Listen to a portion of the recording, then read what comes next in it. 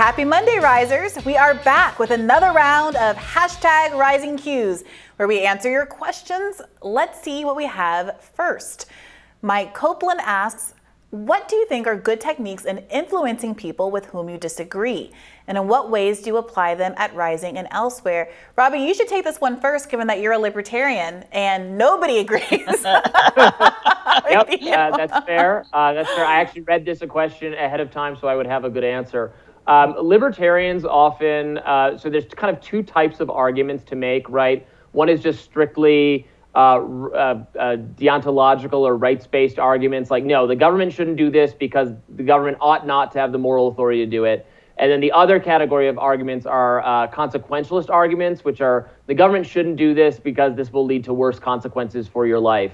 A lot of people came to libertarianism because they like actually the former category, because it's non-hypocritical to be like, no, the government shouldn't intervene in the bedroom or in your pocketbook or anything. It's like very consistent to just say it's immoral for the government to do this.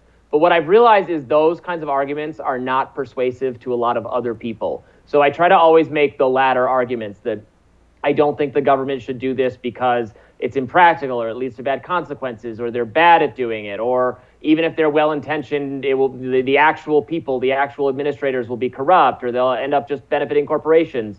Try to use those category of arguments to chink away at some of the support for government policy more generally on this show is what I do and is the advice I give people.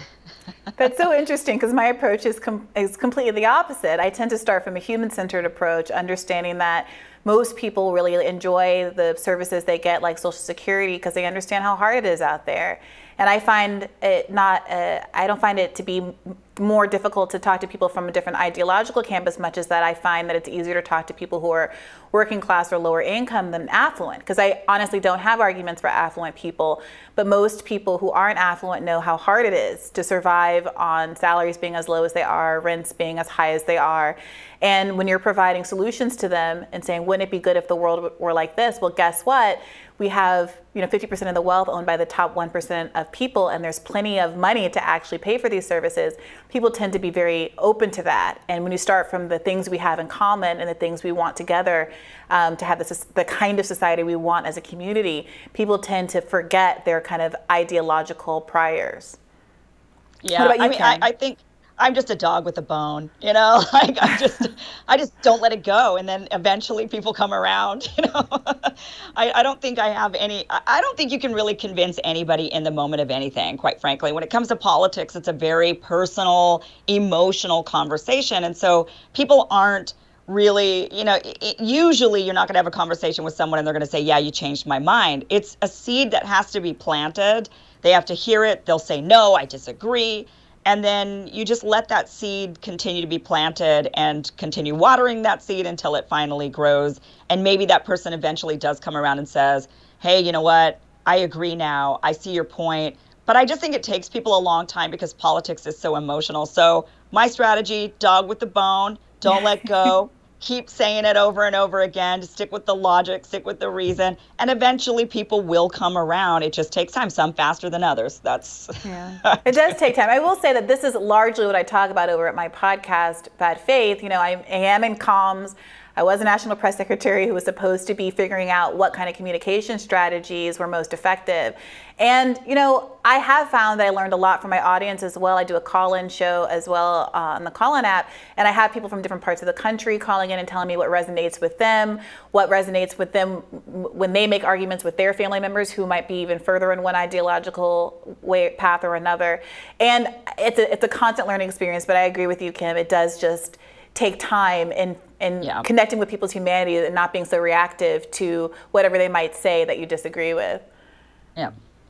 All right. Well, okay. Next question we have: what the heck is Prime Minister Boris Johnson, thinking? Forever war in Ukraine instead of negotiating peace. What is the U.S. gaining from Ukraine to Afghanistan? This question comes from Anna Catalonia. So the only special wrinkle kind of with Boris Johnson is that he's trying to distract possibly from this very important scandal in Britain involving, right, the parties, the COVID non-compliant parties they had at a time where his administration was extremely militant about COVID.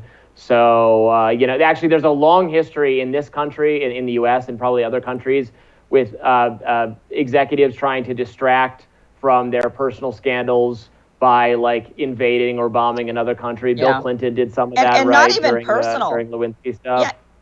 I don't even think it has to be personal. I mean, I think right now here in the United States, it's just distracting from inflation, right? It's distracting from what already was in the works prior to the war, but they want to blame it on the war. They say it was all Putin's problem, Putin's fault. Right. And the reality was we were already facing these issues well in it. I mean, I personally think they trace back to the Obama era and the 2008 crash, Obama and Bush, and the crash and how they handled that.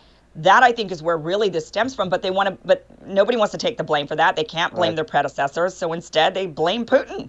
Absolutely. And the war is definitely making it worse, but then it should be incumbent on us to de-escalate the war with every effort we can put toward it, which is not clear that that's what we're doing.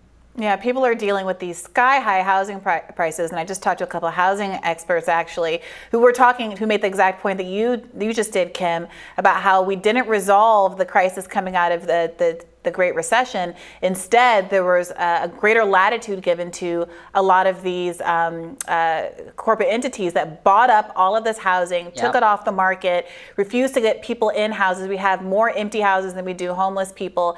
And the fact that this has become like a private equity enterprise is part of why people nowhere in the country on a minimum wage salary can afford a one-bedroom apartment. This is where we're at. Right. Instead of talking about that and the failure of Build Back Better and Biden's agenda that could have possibly address some of these concerns, we got ourselves a war as in part because of it's a ready distraction. But people don't seem to be paying enough attention.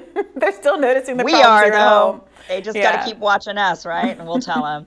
All right, last question here. This is from How to Point Out the BS. With Fed court ruling the 14th can be used to bar insurrectionists from holding office. How do Dems legally use against Green and Cawthorn if they're not convicted of insurrection? And if they claim something they did qualifies for insurrection, shouldn't they then get tried for it?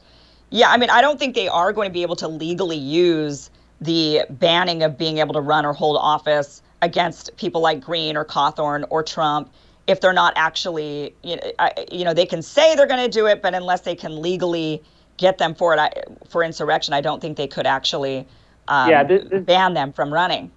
I just looked into this. So we're talking about this Civil War era law that prohibits people who fought for the Confederacy or were part of the Confederacy from being members of Congress or holding political office. That's the context in which that law existed, actual taking up arms against the U.S. I don't think you can rhetorically call Cawthorn or Green or Trump if you want an insurrectionist. I don't think what they've said and done comes anywhere close to actually meeting the bar for that law. I would think what they've done in terms of, I mean, if they committed some crime, right, prosecute them, but that it seems like there's some First Amendment implications there as well, just like giving your opinion on how the election went down or something like that. I don't know that could bar you from office because there's this, 150-year-old, 200-year-old law. Yeah, they are trying. I don't think there's any way they're successful that way. But Robbie, what about the Texas secessionists? Are they gonna be, if they're successful or they make a real go at it, you think they'll be banned from holding office in the future? Right. What is it? Or what did I say on the? Interesting. Yeah. I mean, right. Well, if they actually break away, and then if there's I think there has to be a military scuffle, right, where they do the equivalent of firing on Fort Sumter or what some fort in Texas. Then actually, I think also the state can be broken up by the government, because if you're in a state of rebellion, then the Constitution, that's a one way new states can be carved up. So that would be interesting. Yes, then those people could probably be barred from office. But just saying, Trump actually won the election, which is wrong, by the way. That claim is false. Just saying that, I don't think is what they had in mind, or how that would be applied. Yeah. Yeah, it's really interesting because I don't, Yeah, it's really tricky.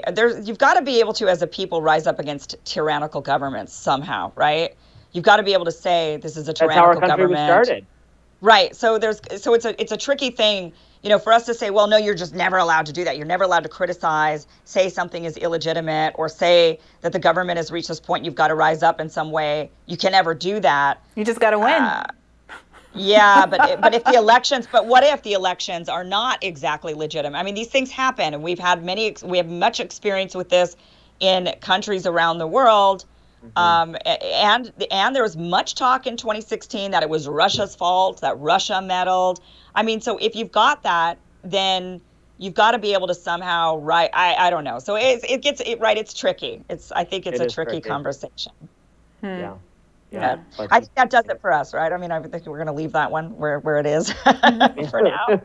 Before we have a little insurrection of our own on our hands. Yes, right. That does it for us. So please tweet us your questions using #RisingQ so we can respond to all of your wonderful questions. And we will have more Rising coming up next.